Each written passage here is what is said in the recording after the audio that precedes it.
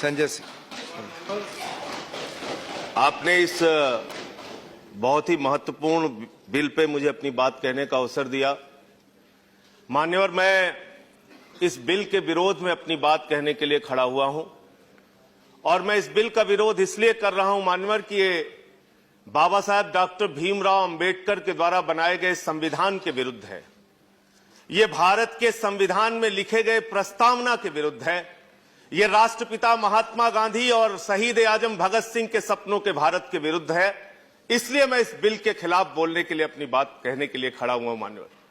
मान्यवर, आपके सामने अभी कहा गया सत्ता पक्ष के द्वारा कि पाकिस्तान में रहने वाले हिंदुओं की चिंता है, अफगानिस्तान में रहने वाले हिंदुओं की चिंता है। आपके सामने कहा गया मान्यवर कि जो माइनॉरिटीज बांग्लादेश में हैं उनकी चिंता है। मैं आपके माध्यम से इस सरकार से बड़ी विनम्रता पूर्वक पूछना चाहता हूं, आपको गुजरावाला में रहने वाले हिंदुओं की चिंता है, कीजिए, करना चाहिए, लेकिन गुजरात में, आपके गृह राज्य में पूर्वांचल के हिंदू, बिहार के, यूपी के मारे गए, पीटे गए, भगाए गए, उनके बारे में एक शब्द आपने क्यों नहीं बोला? इसको आज इस सदन में बताइए, अपना स्टेटमेंट दिखाइए। आज आसाम के अंदर आपने एनआरसी लागू की, 19 लाख लोगों को बाहर कर दिया, जिसमें लाखों की संख्या में उत्तर प्रदेश और बिहार पूर्वांचल के लोग हैं मान्यवर, जो ना आज यूपी में जिनका रिकॉर्ड है, ना बिहार में जिनका रिकॉर्ड है, ना आसाम में 71 के पहले आपने रिकॉर्ड मांग लिया, वहां भी उनका रिकॉर्ड नहीं है। अपने ही देश में वो विदेशी घोषित हो गए। आप बांग्लादेश से आने वाले हिंदुओं को तो नागरिकता देंगे, लेकिन यूपी और बिहार के, आसाम में रहने वाले वो लाखों नागरिक जिनकी नागरिकता इस एनआरसी के चलते खत्म हो गई, उनका क्या करेंगे? इस बिल में आपने उसके बारे में कुछ नहीं किया। आपने कहा पूरे देश में आप एनआरसी लागू करना चाहते हैं, घुसपैठियों को भगाना है। दूसरे सदन में बार बार कहा गया घुसपैठियों को भगाना है, घुसपैठियों को भगाना है। मैं 2 बयान दिखाऊंगा मान्यवर। एक माननीय प्रधानमंत्री जी का बयान है, यह बयान मान्यवर है 28 सितंबर का, जो अमेरिका में शेख हसीना जी प्रधानमंत्री जी के साथ, जो बांग्लादेश की प्रधानमंत्री है, उनके साथ मीटिंग करके हमारे प्रधानमंत्री जी ने कहा कि NRC will not impact Bangladesh, NRC Bangladesh पर कोई प्रभाव नहीं डालेगा।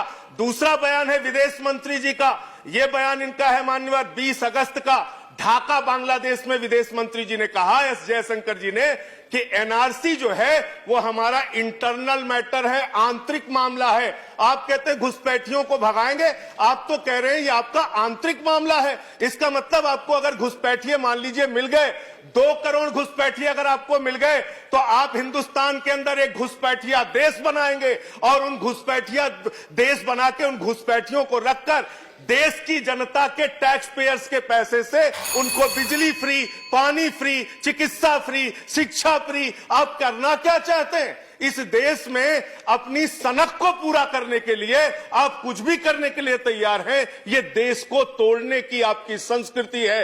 हिंदू धर्म जिसको हम मानते हैं, जिसको हम जानते हैं, वो वसुधैव कुटुंबकम की बात कहता है मानवर। वो कहता है पूरा विश्व हमारा परिवार है। हम उस अवधारणा को, उस धर्म को मानने वाले लोग हैं। हम किसी के साथ भेद और नफरत की बुनियाद पे हिंदुस्तान को नहीं बनाना चाहते। 2-3 बात यहां पे कही गई। यहां कहा गया मान्यवर हिंदू माइनॉरिटीज के साथ अत्याचार हुआ। इतनी मीटिंग हुई बांग्लादेश के प्रधानमंत्री के साथ।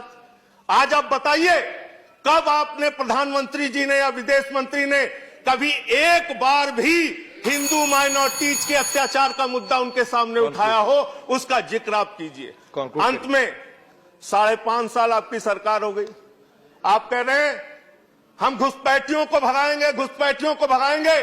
गृह मंत्री जी जब आप वक्तव्य दीजिए तो 5.5 साल में 5.5 घुसपैठिया अगर आपने भगाया हो, उनका नाम बता दीजिए। धन्यवाद। उनका नाम बता दीजिएगा आप। इसका मतलब आप इस देश को अपनी सनक से चलाना चाहते हैं। आप इस देश को तोड़ने की संस्कृति में यकीन रखते हैं, नफरत फैलाने की यह संस्कृति में यकीन रखते हैं। इस सोच को, इस विचार को बंद कीजिए।